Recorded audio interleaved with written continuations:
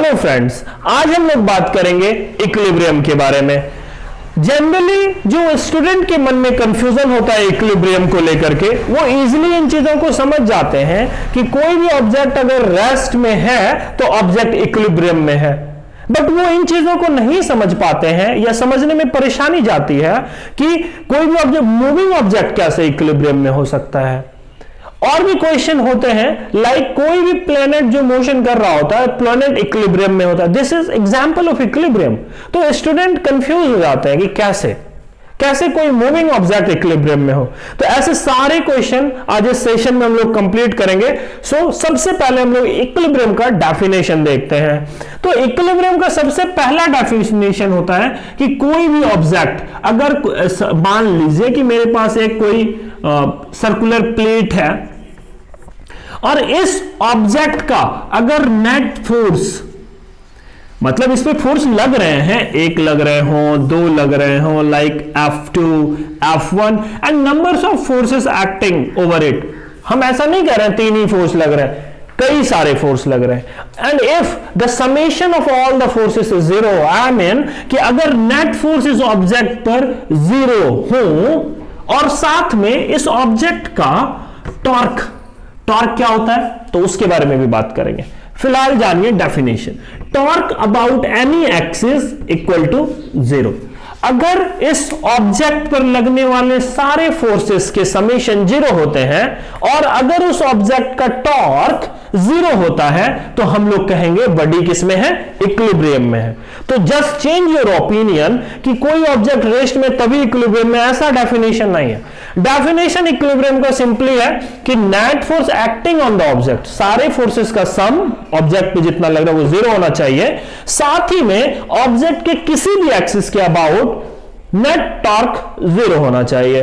That is the example of equilibrium. अब चीजों को समझना पड़ेगा कि यहां पे फोर्स क्या है, क्योंकि फोर्स जनरली लोग समझ जाते हैं, टॉर्क को समझने में परेशानी जाता है। ओके, तो हम इन चीजों के बारे में बात करेंगे, तो देखते हैं। ठीक है, अभी हम लोग सीधा समझ गए इक्विलिब्रियम के दो कंडीशन है, एक तो net force on the object zero और दूसरा net torque about any axis should be equal to zero. तो इन दो केसेस को इंडिविजुअली रीड करते हैं और समझते हैं। सबसे पहला काम नेट फोर्स। सिंस हम लोग न्यूटन सेकेंड लॉ से जानते हैं, न्यूटन लॉ ऑफ मोशन से जानते हैं कि फोर्स का फॉर्मूला क्या होता है। फोर्स का फॉर्मूला होता है mass into acceleration generally. Okay, so अगर अब नेट फोर्स कब जीरो हो सकता है, क्या हमको बताएंगे कि अगर ऑब्जेक्ट इक्विलिब्रियम में तो ये फोर्स जीरो कब हो सकता है। तो ये जीरो कब हो सकता है, मास इनटू एक्सेलरेशन, जब ये एक्सेलरेशन जीरो हो जाए। क्यों? क्योंकि मास तो जीरो होने से रहा, नो चांस। बट अगर ऑब्जेक्ट का एक्सेलरेशन जीरो हो जाता है तो वो फोर्स भी जीरो हो जाता है। ओके, अब ये एक्सेलरेशन अगर जीरो हो तो ऑब्जेक्ट पे नेट फोर्स कितने हो जाएंगे, जीरो हो जाएंगे। अब हमको देखना है कि ऐसे कौन कौन से कंडीशन है जब एक्सेलरेशन ऑब्जेक्ट का जीरो हो जाता है। तो पहले केसेस इसमें पढ़ते हैं कि अगर कोई object is in rest, object is in rest, what does it mean? इसका मतलब है कि ऑब्जेक्ट की वेलोसिटी क्या है, जीरो है। ठीक है, अभी ऑब्जेक्ट की वेलोसिटी जो हम स्टूडेंट को समझने में कतई दिक्कत नहीं होती कि ऑब्जेक्ट रेस्ट में है तो ऑब्जेक्ट इक्विलिब्रियम में है। ओके, तो चूंकि वेलोसिटी जीरो है और हमको पता है एक्सेलरेशन का फॉर्मूला होता है d v, rate of change of velocity. तो वेलोसिटी अगर जीरो है तो एक्सेलरेशन जीरो ही निकल करके आएगा। तो अगर ऑब्जेक्ट रेस्ट में है तो एक्सेलरेशन जीरो होगा, और अगर एक्सेलरेशन जीरो होगा तो फोर्स जीरो होगा, और अगर फोर्स जीरो होगा तो यस, एक कंडीशन इक्विलिब्रियम को सेटिस्फाई करता है। अभी दूसरा पॉइंट, फोर्स और कब जीरो हो सकते हैं। हमको चूंकि पता है कि अगर ऑब्जेक्ट कांस्टेंट वेलोसिटी से चले, मतलब ऑब्जेक्ट जो मूव करता है उसकी वेलोसिटी अगर कांस्टेंट हो, अगर वेलोसिटी कांस्टेंट हो तो एक्सेलरेशन क्या होगा? आप लोग डिफरेंशिएशन पढ़ चुके हैं कि rate of change of velocity is called acceleration. और अगर वेलोसिटी कांस्टेंट है तो हमको पता है किसी भी कांस्टेंट का डिफरेंशिएशन टाइम के या किसी के भी रिस्पेक्ट में कांस्टेंट का डिफरेंशिएशन जीरो ही होता है। तो यहां से हमको एक्सेलरेशन निकल के आया जीरो।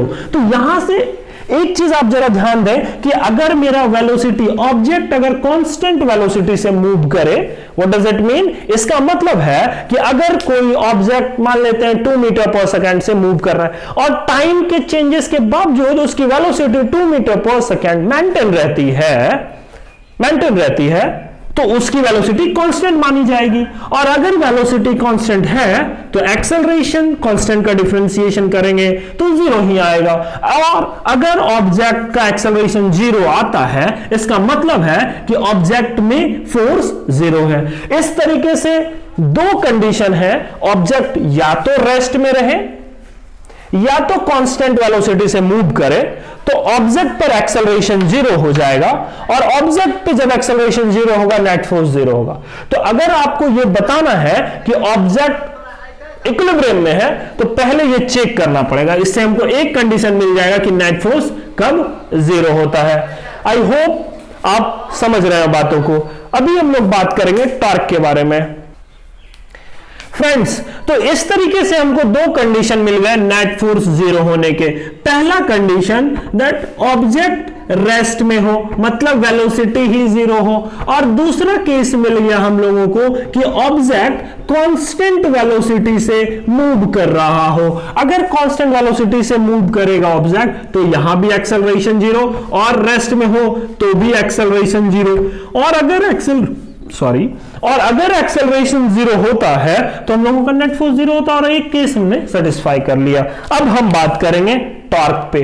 फ्रेंड्स, टॉर्क को समझने के लिए सबसे पहले उसका फॉर्मूला जानिए। हम लोग बोलेंगे टॉर्क का फॉर्मूला होता है फोर्स इंटू परपेंडिकुलर डिस्टेंस। अब ये परपेंडिकुलर डिस्टेंस किससे है तो उन चीजों को समझते हैं, और टॉर्क का मतलब क्या है उन चीजों को भी जानते हैं। फ्रेंड्स, सपोज मेरे पास ये बुक है। अब ये जो बुक रोटेट कर रहा है, this rotation is called torque. और इस रोटेशन के पीछे कौन कौन काउज है तो हम उसको आपको दिखाना चाहेंगे। तो टॉर्क का फॉर्मूला मैंने लिखा। सपोज एक बुक ले लीजिए आप, एक बुक, और इस बुक को एक पॉइंट पर हिंज कर दीजिए। हिंज्ड मींस फिक्स्ड कर दीजिए, और इसको फिक्स करने के बाद एक फोर्स लगाइए। कहीं भी लगा सकते हैं, कोई इश्यू नहीं है। मैं फिलहाल यहां पे लगा रहा हूं, और आप मेरे को बताइए क्या इस फोर्स के बाद ये ऑब्जेक्ट क्या मूव कर जाएगा या क्या होगा। तो हम आपको दिखाना चाहेंगे कि see the object is same ना। इस जगह मैंने हिंज किया, मैंने इस जगह फोर्स लगाया, सी क्या हो रहा है। जैसे ही मैं फोर्स लगा रहा हूं ये ऑब्जेक्ट रोटेट कर जा रहा है। सो ऑब्जेक्ट में ये जो रोटेशन आ रहा है एक फिक्स्ड एक्सिस के अबाउट, इस एक्सिस के अबाउट ना, इस एक्सिस के अबाउट ये रोटेट कर रहा है। This rotation is called what? This rotation is called torque.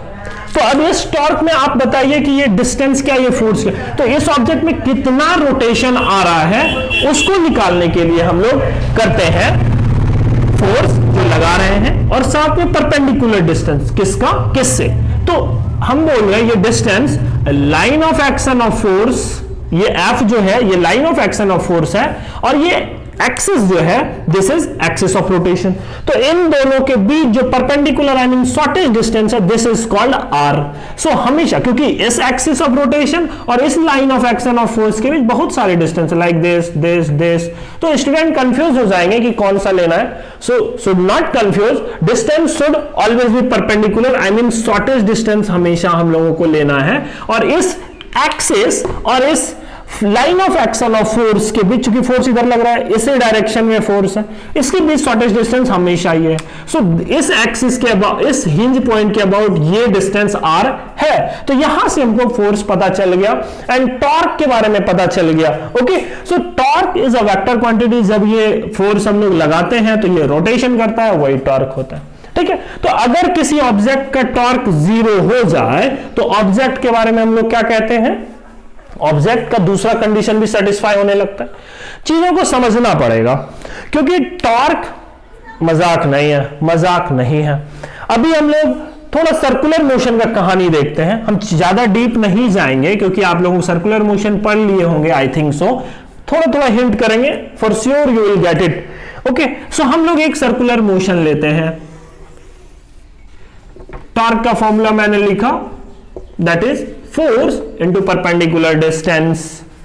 और हम लोग सर्कुलर मोशन में हम लोग पढ़ चुके हैं कि कोई भी ऑब्जेक्ट अगर सर्कुलर मोशन में मूव करता है तो इसके पास लीनियर वेलोसिटी होनी चाहिए, linear velocity v, I mean speed होनी चाहिए।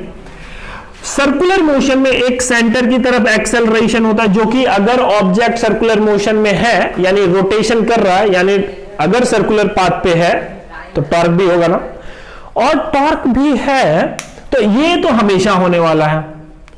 बट इसके डायरेक्शन में एक फोर्स, ये टेंजेंशियल एक्सेलरेशन होता है, AT, ठीक है। तो इस डायरेक्शन में फोर्स लगा होगा, इस फोर्स की वजह से टेंजेंशियल एक्सेलरेशन जनरेट हुआ होगा, तब इसमें आया होगा टॉर्क। टॉर्क किसके अबाउट आएगा? इस एक्सिस ऑफ रोटेशन के।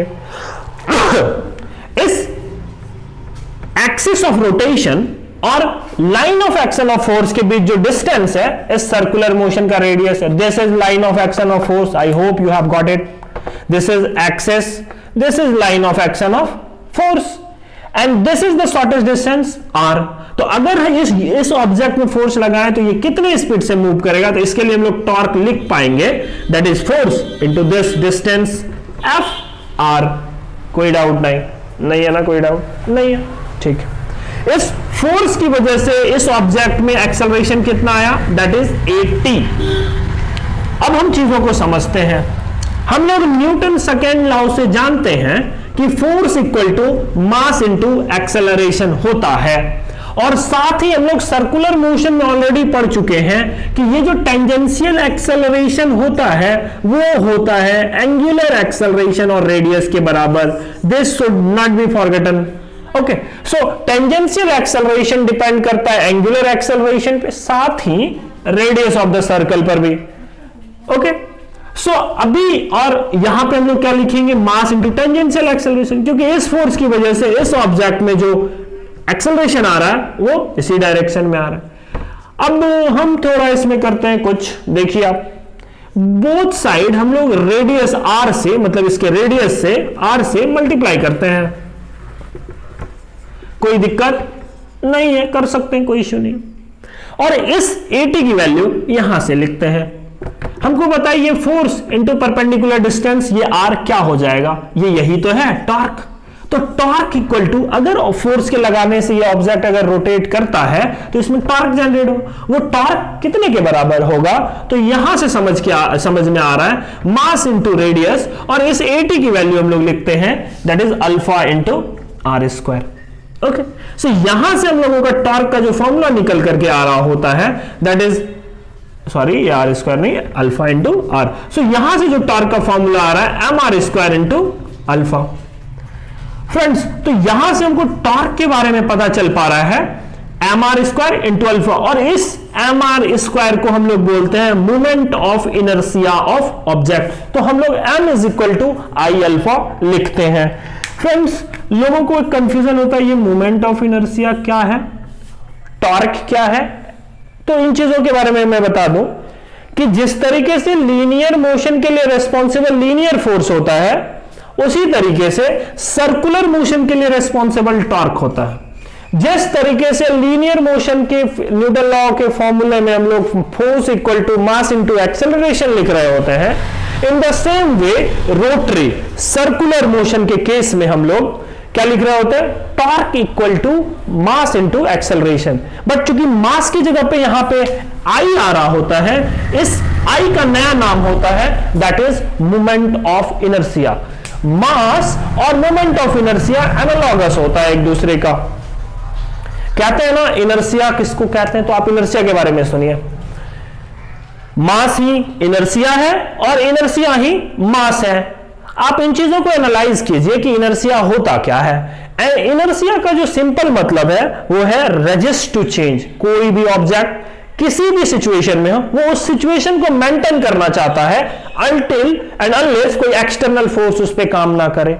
ओके, सो उसको इनर्शिया कहते हैं। आप खुद सोचो कि कोई व्हीकल जब रेस्ट में है व्हीकल, तो उसको चलाने के लिए एक्स्ट्रा फोर्स लगाना पड़ता है क्योंकि वो उसी कंडीशन को मेंटेन करना चाहता है। ओके, और अगर कोई हैवी या कोई व्हीकल रनिंग मोड में है, वो चाहता है कि उसी मोड में रहे जब तक कि उस पर कोई एक्सटर्नल फोर्स ना लग जाए। ऐसा आप फील कर सकते हैं कि कोई हैवी ट्रक चला रहे हो, हैवी ड्राइवर, और चला रहे हो और सडन और लोडेड गाड़ी है और आप ब्रेक लगाना चाहते, क्या वो तुरंत रुकता है? ब्रेक लगाने से खाली के कंपैरिजन में नहीं रुकता है। क्यों? क्योंकि उसका मोमेंट ऑफ उसका इनर्शिया ज्यादा है, उसका मास ज्यादा है। यही अगर मास कम होता तो वो ज्यादा जल्दी ब्रेक काम कर पाता। आप लोग समझते होंगे इन चीज को, जो भी हैवी ड्राइवर होंगे, मतलब हम लोग जैसे भी ड्राइवर समझते हैं।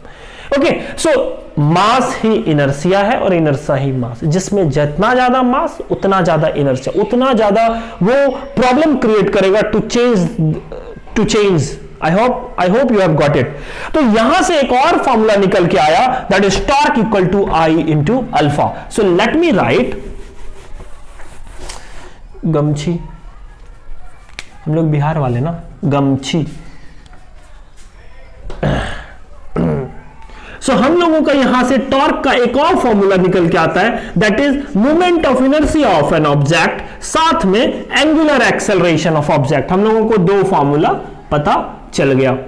ओके, सो अब आप इन चीजों को समझें कि ऑब्जेक्ट अगर इक्विलिब्रियम में होता है, कि जैसा है कि हम पहले ही बात कर चुके, अगर इक्विलिब्रियम में होना होगा तो नेट फोर्स जीरो होना होगा, साथ में टॉर्क भी जीरो होना होगा। और नेट फोर्स अगर ऑब्जेक्ट जीरो हो रहा है तो वो कब हो सकता है? आइदर ऑब्जेक्ट रेस्ट में हो, तो आइदर ऑब्जेक्ट कांस्टेंट वेलोसिटी से मूव कर रहा हो। तो अभी हम लोग एक कंडीशन सेटिस्फाई किया। अभी दूसरा है कि टॉर्क का फॉर्मूला जीरो कब हो सकता है? चूंकि सी जैसे mass is the property of material, वो जीरो नहीं हो सकता। इन द सेम वे अभी हम लोगों को देखना है मोमेंट ऑफ इनर्शिया। ओके, किस एक्सिस के अबाउट हो रहा है, फिर उन चीजों को देखेंगे। ठीक है, ठीक है, हम लोगों को यहां से ये भी पता है। ठीक है, ओके, अब हम लोग बात करेंगे कि कब moment of inertia torque zero हो सकता है। See this is the case of circular motion. Circular motion को एक बार फिर से ड्रॉ करते हैं। ये सर्कल है, लीनियर वेलोसिटी v है। इसी वेलोसिटी की वजह से कौन सा एक्सेलरेशन इंड्यूस होता है? Tangential acceleration. जो सर्कुलर मोशन को समझते हैं वो समझते हैं, हम फुल चैप्टर तो यहां नहीं बता सकते। Yes, we have limited time. So इस वेलोसिटी के मैग्नीट्यूड की वजह से ये टेंजेंशियल एक्सेलरेशन इंड्यूस्ड कर रहा होता है। अगर मैं ये बोल दूं कि ये जो स्पीड है इस डायरेक्शन का वो कांस्टेंट है, आई मीन यूनिफॉर्म है, तो इस डायरेक्शन में लगने वाले फोर्स की वैल्यू क्या हो जाएगा?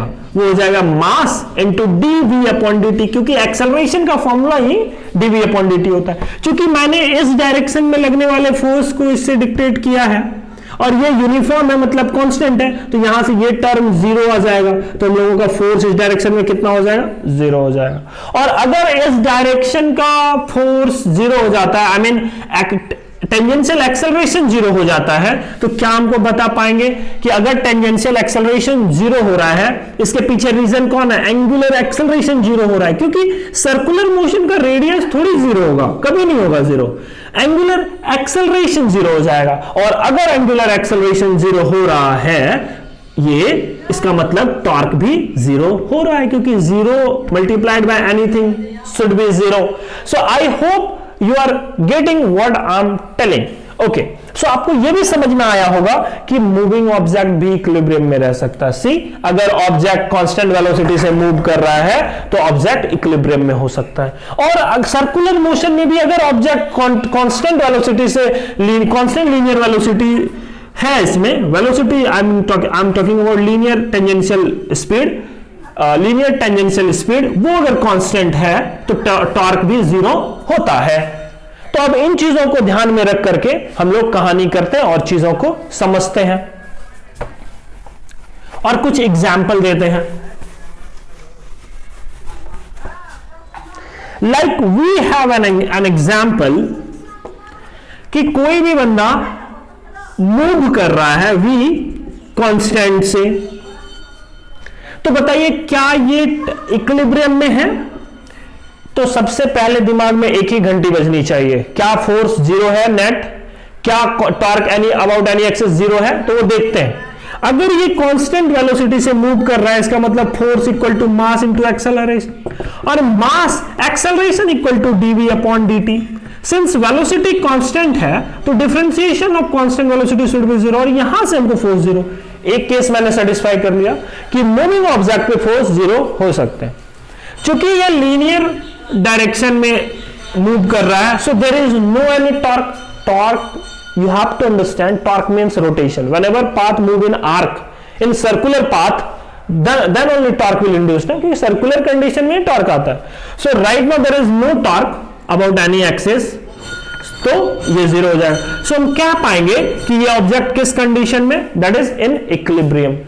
Now एक जो स्टूडेंट के मन में बहुत बड़ा कंफ्यूजन होता है कि ठीक है sir, I got it, but at the same time कि मेरे को यह बताइए कि प्लेनेटरी मोशन कैसे यूनिफॉर्म होता है। फ्रेंड्स, एक चीज I forget to inform, right now I am informing, equilibrium, yes, equilibrium की जो बेसिक डेफिनेशन है वो net force zero and torque about any axis zero, यही होता है। फिर इक्विलिब्रियम भी दो पार्ट में डिवाइड होते हैं, लाइक स्टैटिक इक्विलिब्रियम और डायनामिक इक्विलिब्रियम। क्योंकि ऑब्जेक्ट जब रेस्ट में हो यानी स्टैटिक कंडीशन में हो तब तो इक्विलिब्रियम में होता ही होता है, बट डायनामिक के क्या केस है? तो डायनामिक के केस है कि अगर कांस्टेंट वेलोसिटी से मूव करे, मतलब गाड़ी तो डायनामिक कंडीशन में वेलोसिटी है but that velocity is constant, so इसीलिए हम लोग कह पाते हैं कि नेट फोर्स जीरो है। और एट द सेम टाइम हम लोग टॉर्क के बारे में भी देखें कि ऑब्जेक्ट जब सर्कुलर पाथ पे मूव कर रहा हो और इसका स्पीड, लीनियर स्पीड अगर कांस्टेंट है तो इस पे नेट टॉर्क जीरो हो जाता है। क्यों? क्योंकि उसका एंगुलर एक्सेलरेशन अल्फा जीरो हो जाता है। मैंने अभी अभी बात करा। ओके, सो इस तरीके से हमको पता चल गया कि टॉर्क और फोर्स जीरो होने पर ऑब्जेक्ट इक्विलिब्रियम में आ जाता है। चीजों को मैंने देखा। Now I am asking, I am going to inform कि कोई भी प्लेनेटरी मोशन कैसे इक्विलिब्रियम में हो जाता है। फ्रेंड्स, जो भी कोई प्लेनेट होती है ना, वो अर्थ मान लेते हैं कि कोई भी प्लेनेट मान लो, ये अर्थ है अपना, इसमें सर्कुलर रोटेशन कर रहा है, मतलब रोटेशन कर रहा है, तो सबकी और हर एक प्लेनेट का अपना ऑर्बिटल वेलोसिटी होता है। ऑर्बिटल वेलोसिटी ये कांस्टेंट वेलोसिटी होती है। ऑर्बिटल वेलोसिटी जो होता है हर एक प्लेनेट का अपना कांस्टेंट होता है। और अभी अभी बताए कि ऑब्जेक्ट पे अगर वेलोसिटी कांस्टेंट हो तो at जीरो होगा, और अगर at जीरो होगा तो अल्फा जीरो होगा, और अल्फा जीरो होगा तो torque equal to I into alpha होता है, टॉर्क जीरो हो जाएगा। और फोर्स तो जीरो है ही भी कांस्टेंट होने की वजह से। तो इस तरीके से हम लोग कह सकते हैं कि प्लेनेटरी मोशन भी इक्विलिब्रियम में होता है। आई hope you have understood about equilibrium. अगर आपको कोई भी इशू है, just drop the message, personally I will see and I will answer. Thank you.